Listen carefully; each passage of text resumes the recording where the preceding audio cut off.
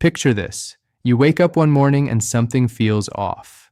Not dramatically wrong, not chest-clutching emergency level wrong, but wrong in that quiet, creeping way that sits low in your belly and refuses to let you ignore it. You shuffle to the bathroom, you sit down, you wait.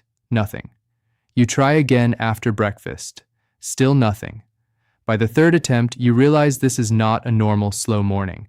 There is pressure now, a deep, radiating, almost suffocating heaviness that stretches from your lower back down through your pelvis. You feel bloated. You feel full in a way that has nothing to do with what you ate. And somewhere in the back of your mind, a voice you have been trying to quiet starts getting louder. Something is wrong. Something is really wrong.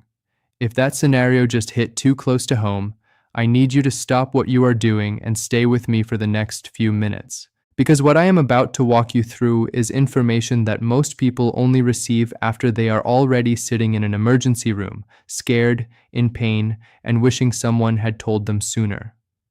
My name is Dr. Franklin, and today we are going to talk about something that is deeply uncomfortable to discuss, but dangerously important to understand.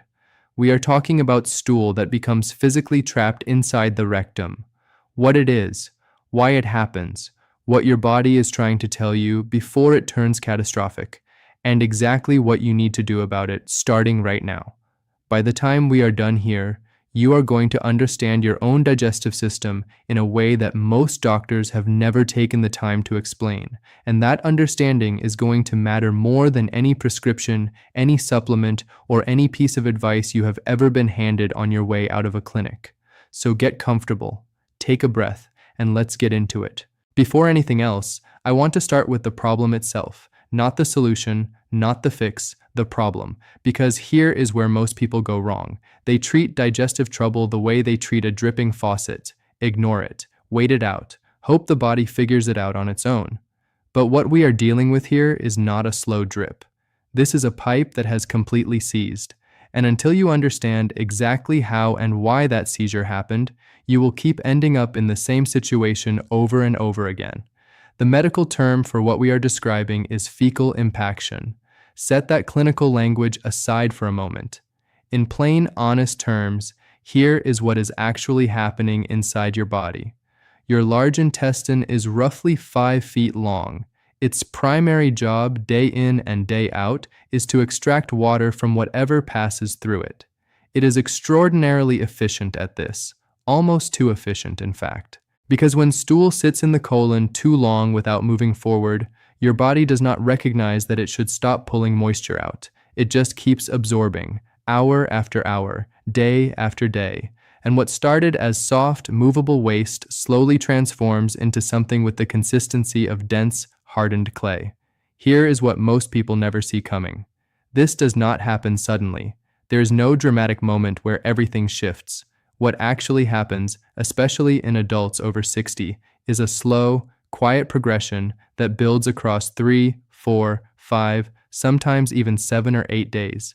During most of that time, you may feel only slightly off, a little sluggish, a little full. You might even still be going to the bathroom. But each time you go, you are only passing a fraction of what needs to come out. A small amount escapes, the rest stays behind. Then the next day, same thing. And the day after that. Think of it this way. Imagine trying to push a rough, jagged stone through a garden hose. That stone is not going to slide. It is not going to compress. And the harder you push from behind, the more firmly it wedges in place. That is the exact mechanical situation unfolding in your lower digestive tract right now.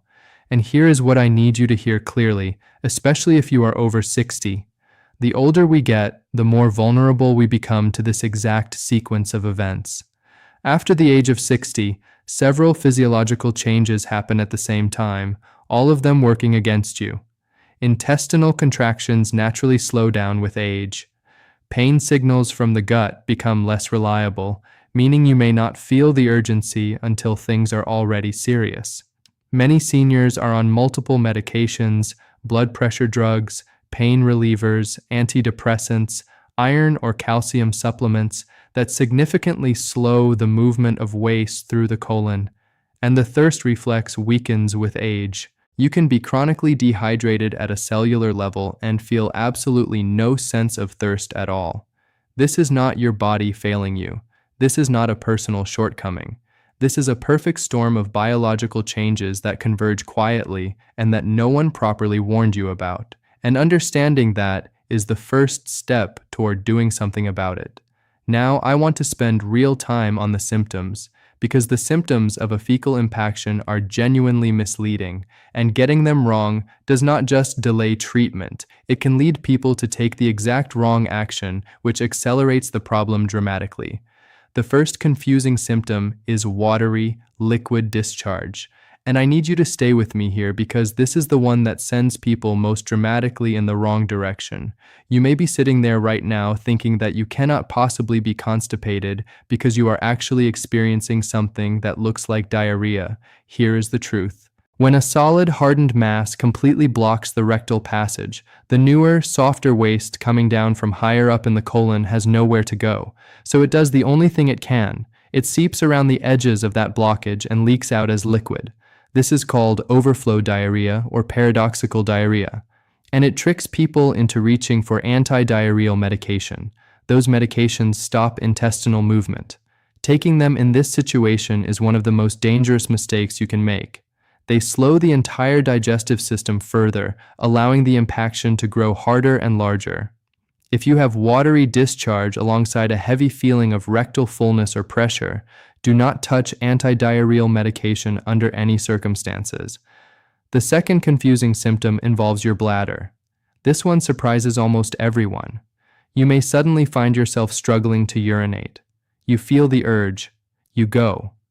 But only a painful trickle comes out. Or you feel the need to go every few minutes but produce almost nothing. This is not coincidence and it is not a separate problem. Your rectum and your bladder are anatomical neighbors. They share a tightly confined pelvic space. When your rectum is swollen and distended with a large hardened mass, it physically compresses the bladder from behind, partially obstructing the urethra and making normal urination difficult, or in some cases impossible.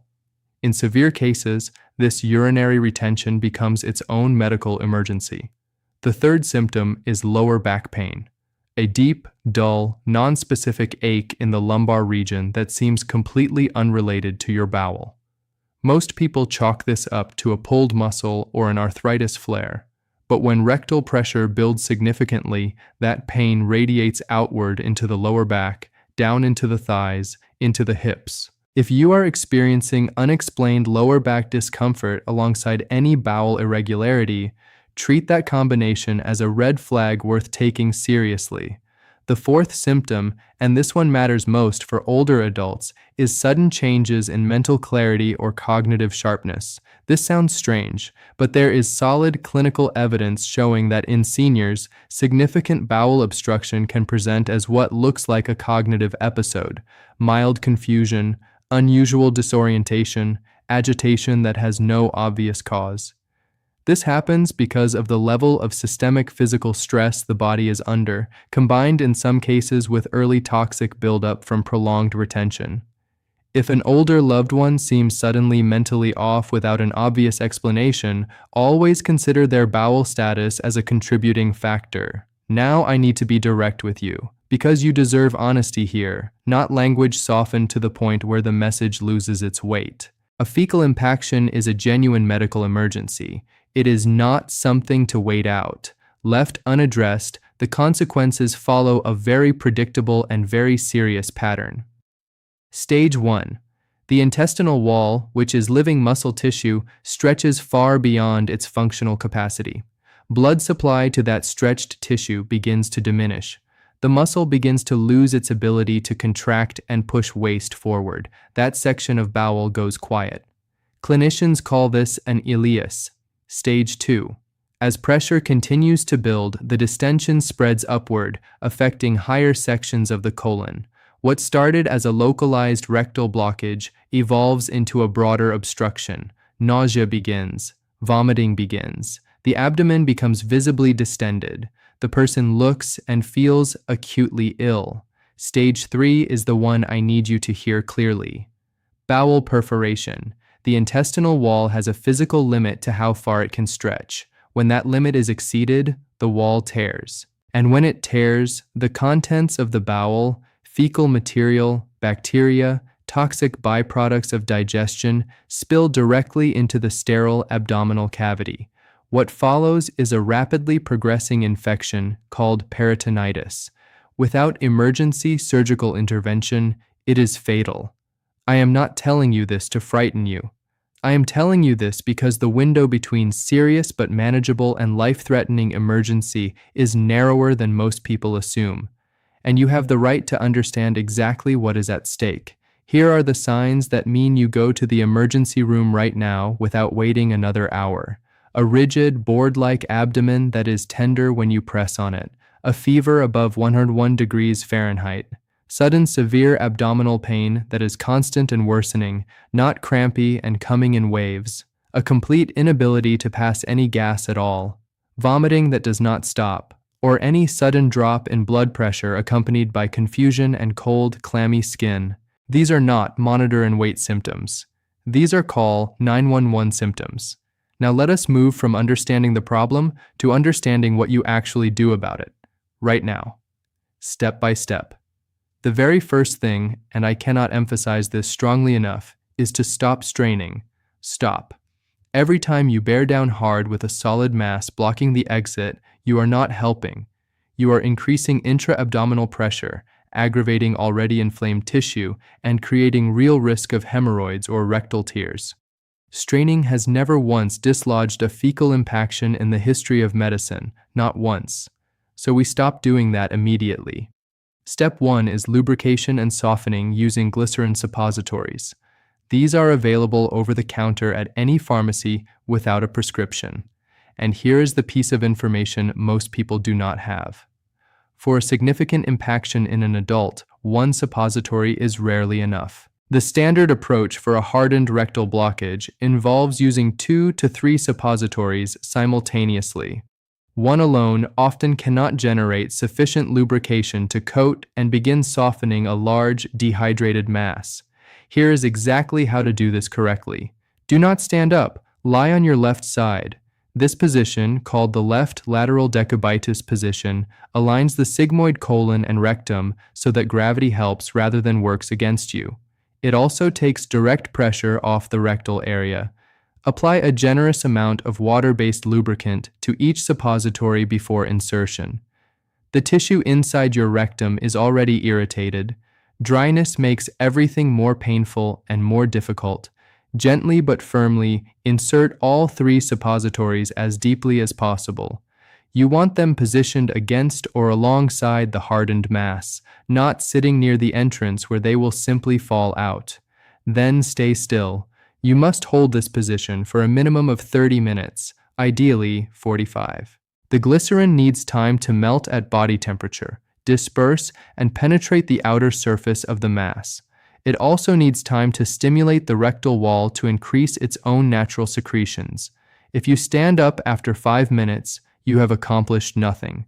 After your 30 to 45 minutes, rise slowly, go to the bathroom, and let your body work without forcing anything.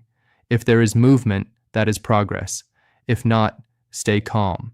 Step 2 is rest, gentle movement, and repetition. If the first round produces no result, give your body a full hour. Get up and walk gently around your home. Drink a full glass of warm water. Warmth helps relax the intestinal muscles. Then lie back down and repeat the entire process exactly as described. A second round is frequently what finally breaks through. The first application often softens the outer layer of the blockage. The second round reaches the core. Step 3. If home measures fail, you go in.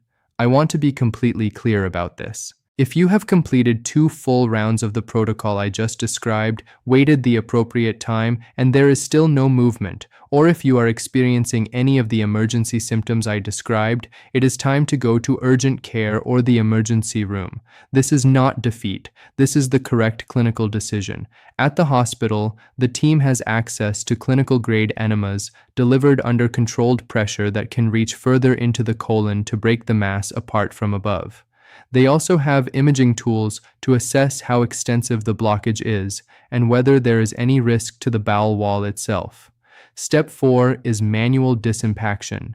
In cases where all other interventions have failed, a specialist will physically break up and remove the hardened mass using gloved, lubricated fingers. I want to be transparent about this procedure because knowing what to expect removes some of the fear surrounding it. In cases where the impaction is severe and the surrounding tissue is significantly inflamed, this procedure is done with appropriate sedation or anesthesia so that you feel no pain and the rectal muscles can fully relax. It is a serious procedure, but it is safe, well established, and the relief that follows, the immediate dramatic drop in pressure, is described by patients as profound. Clearing the current blockage is essential, but stopping there would be doing you a disservice, because if we do not address the conditions that created this situation, you will be back here within weeks. And after the second episode, the third comes faster. This is how fecal impaction becomes a chronic, worsening cycle. So let us talk about protecting your digestive health for the long term, especially if you are over 60. Number 1. Hydration is not optional. It is the foundation of everything.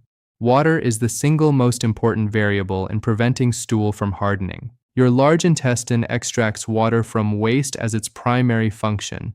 If you are not consistently giving your body enough hydration, there simply is not enough moisture in the waste stream to keep stool soft as it moves through.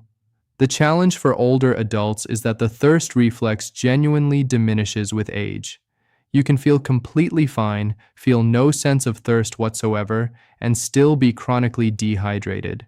The practical answer is this: do not wait until you feel thirsty. Drink 6 to 8 glasses of water spread throughout the day. Start with a full glass first thing in the morning before you eat or drink anything else. That morning glass triggers what is called the gastrocolic reflex, a natural wave of intestinal movement stimulated by fluid entering an empty stomach. It is one of the most effective, medication-free ways to encourage a regular morning bowel movement. Number 2. Movement matters more than most people realize. Your intestine is not a passive tube. It is muscular tissue that moves waste through a rhythmic, wave-like contraction process called peristalsis. And here is something many people do not know. Physical movement of your body directly stimulates peristalsis. A 20 to 30-minute walk after meals, even gentle and slow, has been clinically shown to significantly accelerate intestinal transit time. For older adults with mobility limitations, even chair exercises, gentle torso rotations, or simple yoga stretches can keep those intestinal muscles active. Prolonged sitting, especially after eating, is one of the most underestimated contributors to constipation in seniors. Number 3. Review your medications with your doctor.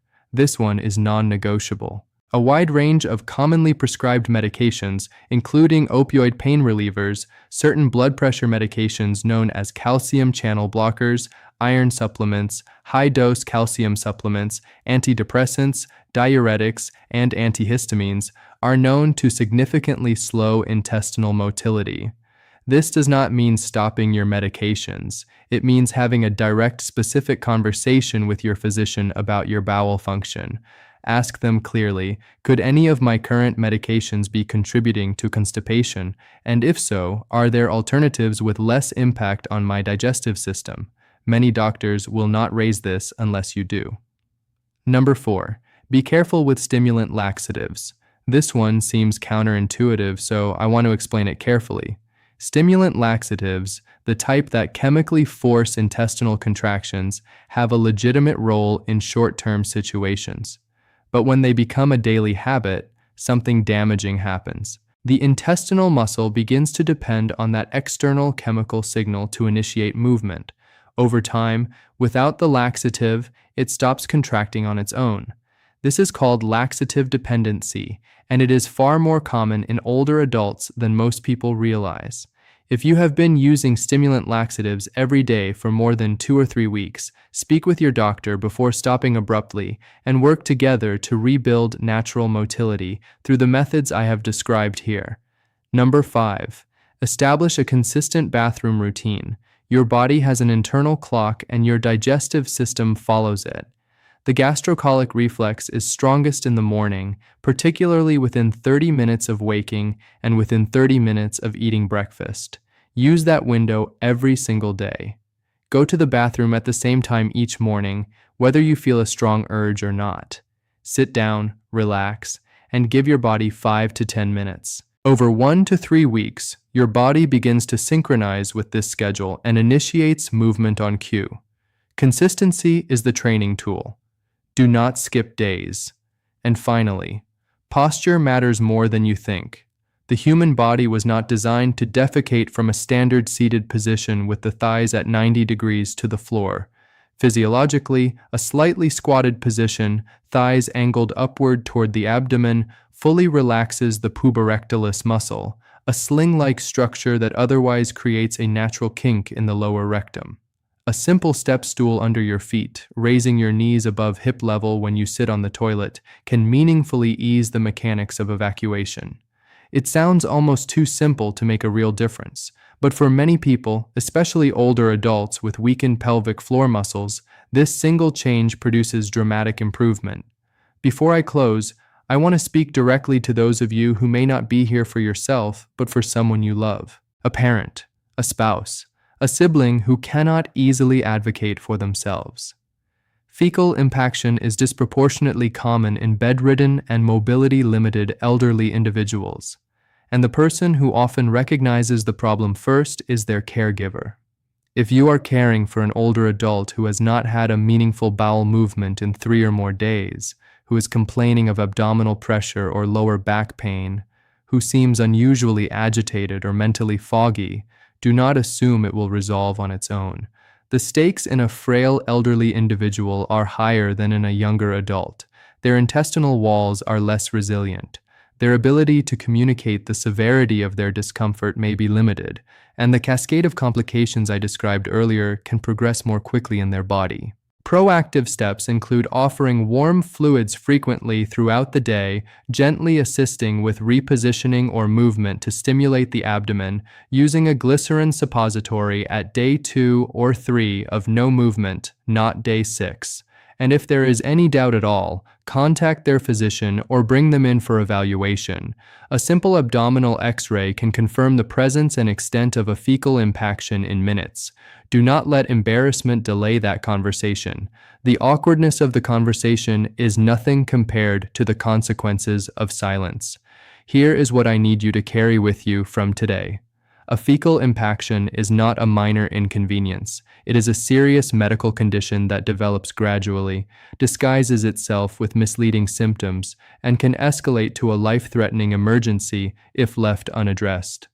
Watch for persistent rectal heaviness and difficulty passing stool. Watch for watery overflow discharge that looks like diarrhea. Watch for difficulty urinating, lower back pain, and in older adults, sudden unexplained confusion or agitation. Stop straining immediately. Use 2 to 3 adult glycerin suppositories with generous lubrication lying on your left side and hold that position for at least 30 to 45 minutes. Repeat once if necessary. If home measures fail or emergency symptoms appear, go to urgent care or the emergency room without delay. And for the long term, prioritize water above everything else. Move your body every day. Have an honest conversation with your doctor about your medications. Avoid laxative dependency. Build a consistent bathroom routine, and put a step stool under your feet. Your digestive health is not a small or embarrassing footnote. It is directly connected to your energy, your immune function, your mental clarity, and the overall quality of your daily life. And it is one of the most consistently neglected aspects of health in older adults precisely because people are too uncomfortable to talk about it. Well, we just talked about it, and I hope you leave this feeling more informed, less alone, and ready to take the steps that protect you. Drink your water,